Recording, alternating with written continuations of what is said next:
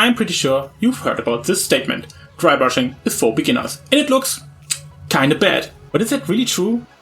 Is it actually useless for advanced painting?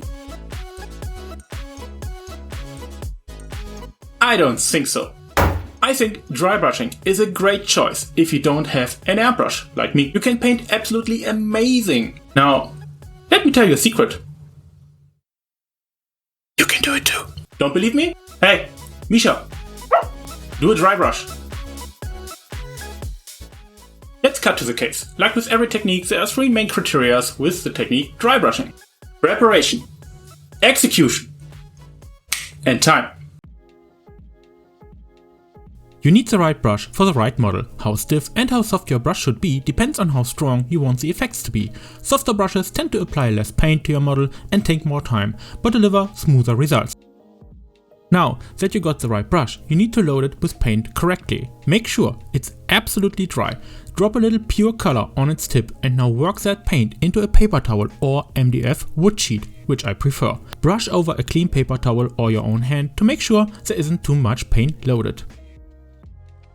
This is all about how you move your brush and what speed. Look at the details of your model, especially the sharp edges, and now decide where you want the highlights to be. For our example, I used many rotational fast movements because I wanted everything dry brushed to get a nice texture.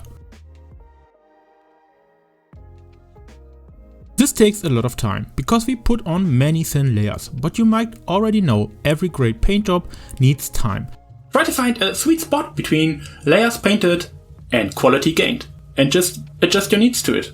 And now let's put all our knowledge to the test. I took this amazing Warhammer Fantasy Terrain, which you might recognize as the holy grail of terrain. Crazy expensive, out of production. That's exactly the good stuff I need. And I dry brushed almost every single surface on that model. Here's a list of all the main colors you need for this tutorial. We prime our model with mechanical standard gray because all the stones later on. Base coat everything with Avalanche Sunset, wash it with Aggress Earthshade, and now we are ready for the first and longest session of dry brushing with Ushabti Bone.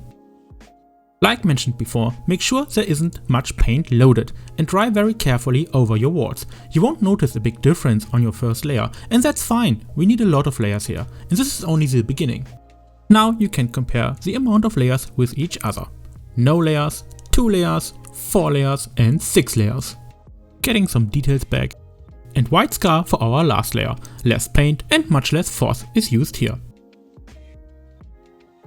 Quite a difference now. You can clearly see the warm undercoat. Our walls are now finished and I think they look absolutely gorgeous and not dry brushed at all. We create a dark foundation for our dry brush, a base coat of mechanical standard gray followed by a heavy wash of Null oil, and some drying time will do just that. Downstone is our first color, followed by administratum gray,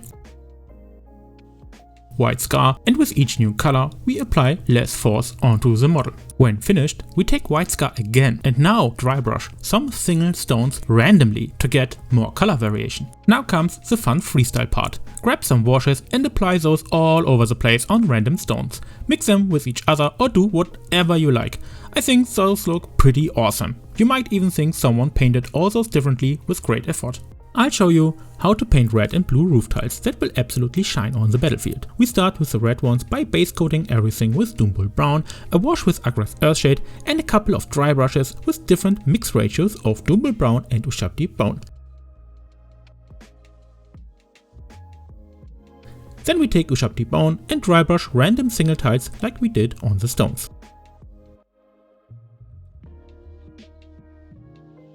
And for the freestyle part, just grab some brown, red or yellow contrast paint, wash, ink or glaze and smash those random tiles until you are satisfied.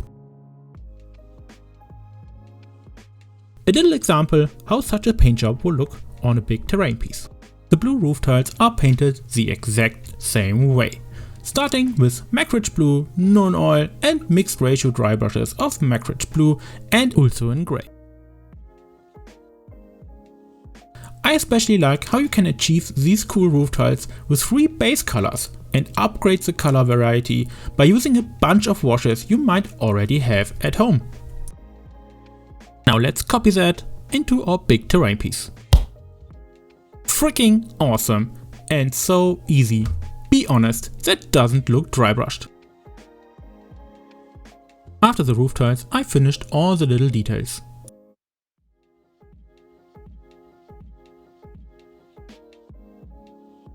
Dry brushing pigments can gather some unique results and are easy to apply. Drop your brush into them and smash them onto your model. The black works especially well with fire and grime, while brown pigments with earth. I don't fix them though, once they get lost, I just kinda dry brush them again.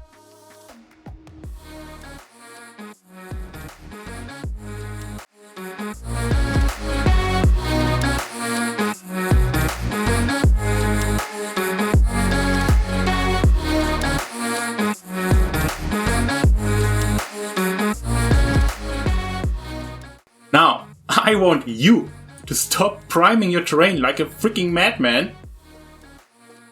Sorry, Brent. I love you. Take one single piece of terrain and just pour your heart into that. Like, give it your best shot. Do the best paint job you can on that terrain piece. And then share the results with me. Message me on Reddit or Instagram. Show me your work. I can't wait to see it. I am Sergey. This is my mini quest. And now it's yours.